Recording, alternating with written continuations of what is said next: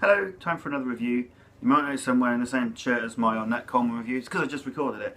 I haven't done some for a week or so, so I thought I'd record a couple at once and then I'll upload them when I get a chance to edit them and stuff like that. So a completely different vein today from free jazz. I just talked about early 80s, kind of new wave I suppose you'd call it, but this album I absolutely adore. It's called Talking Heads, it's called Remaining Light. It's their fourth album. And this is not the first Talking Heads album I own. I've actually got, what have I got? Oh, all these ones. I got that one, which is Speaking in Tongue. I like that, it's great. This one's also very cool. Little Creatures. Look at those outfits. Oh. Try and get one of those outfits for my next review. And then that one there, True Stories. Yeah, love it. Great. So that actually, I had those three before and I really enjoyed listening to them, so I did a little bit of research about what else I should kind of check out amongst other bands obviously, but this album seems to be the one that all Talking Heads fans rate as the highest, or a generic kind of overview of people rate as the highest.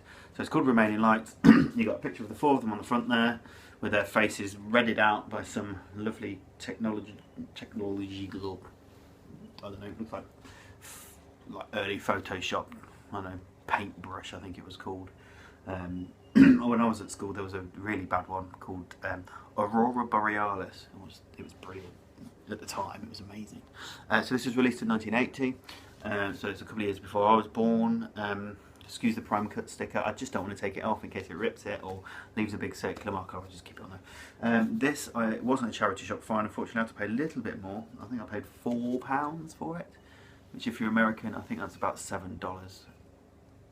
It's nothing. For an album of this quality, that's no money at all. So I'm more than happy to pay it, and so should you. So on the back we've got some more artwork done in a similar vein with the red face. You've got these red planes flying over this mountain scene. That was created especially for the album, obviously. I think that was originally created as the front cover, but then they went with that one. Yeah, so it's great. So things you should know. First of all, fourth studio album. Took them in a slightly new direction. I think it was the third album they worked on with Brian Eno as producer. Old Brian Eno, old ambient man himself, who's an absolute genius if you ask me, absolute god. Anyway, that's another talking point for the day. So yeah, Brian Eno produced this one, and this is the one that he's most proud of. I think I read that in an interview somewhere. I might be wrong. So that's the cover. Lovely. It's in Sire, S-I-R-E Records. But I've got a W stamp on here, so I'm assuming that maybe that's kind of a subsidiary of Warner Brothers. I think, possibly. Didn't know that. So there you go. The inner bag that it comes in looks like that. So we've got the same picture as the front cover. Yeah, my face. But with slightly different effects on it. And then on the back we've got kind of the credits with that plain motif going on again. So you've got the band name of the people at the top here, etc, etc. This is actually quite nice, kind of anti-static in a bag. Quite happy with that. And then here we go, there's the record itself. So you've got Sire. Here you go. Sire Records, side 1, side 2, 1980, blah blah blah blah blah. So, £4, not bad at all. It's actually, the vinyl itself is in really, really good nick. Absolutely not a sight on it. It's been kept really well, and I intend to keep it really well as well. I've had this probably about 6 months or a year. So what did one know about this album that you need to know? So it's very much a loop-based album. There's lots of loops, created, I think, by Brian Eno and the band. He's actually credited on here as being one of the songwriters. What does it say? All songs written by David Byrne, Brian Eno, and Talking Heads.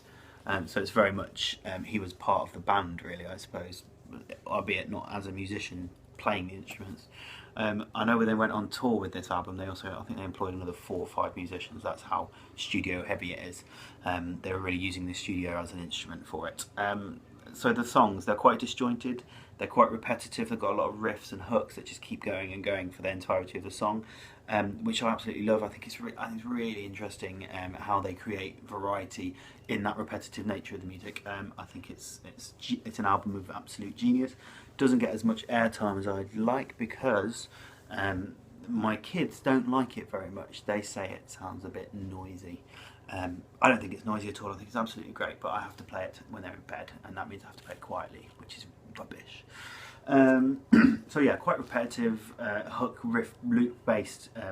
There's lots of African polyrhythm, over rhythms kind of permeating through it as well. I think Brian Eno based his input, or certainly David Byrne and Brian Eno, on a couple of particular African kind of staples of African music at the time in the 80s. So it's fantastic. It's just a big mishmash of all different stuff. You should absolutely go and have a listen to this. Get on YouTube, and I'll post a link down here. I think they've Talking Heads official YouTube has got a link to the whole album. You should have a listen to it, because if you've never heard it before, you might really enjoy it. I was very much the same. I picked up a Talking Heads album.